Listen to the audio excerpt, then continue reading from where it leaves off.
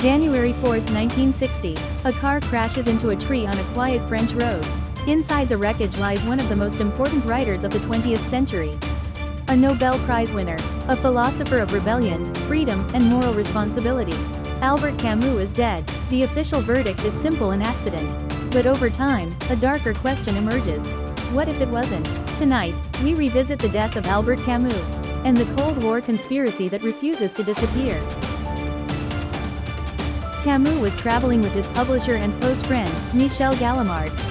He had planned to return to Paris by train. At the last minute, he changed his mind. A decision so small, it feels meaningless. Until it changes everything. The car veered off the road at high speed and slammed into a tree. Camus died instantly. Gallimard would survive for several days, then die from his injuries. In Camus' coat pocket, police found an unfinished manuscript. The First Man, a novel about memory, identity, and loss. It would never be finished. The investigation concluded quickly. Excessive speed, loss of control, a tragic but ordinary accident. No evidence of sabotage, no sign of foul play.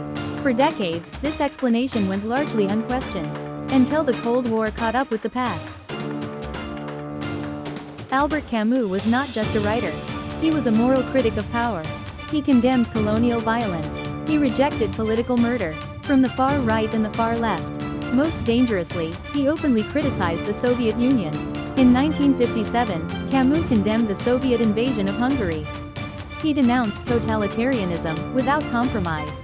In Moscow, this made him an enemy. In 2011, an Italian scholar published a shocking claim.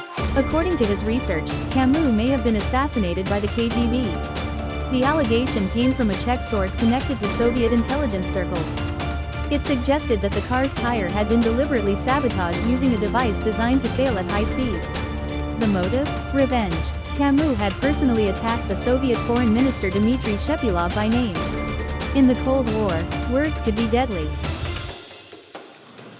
But there is a problem. No physical evidence of sabotage was ever found. No confirmed KGB document orders the killing. No witness came forward. Even supporters of the theory admit it remains circumstantial. Historians remain divided.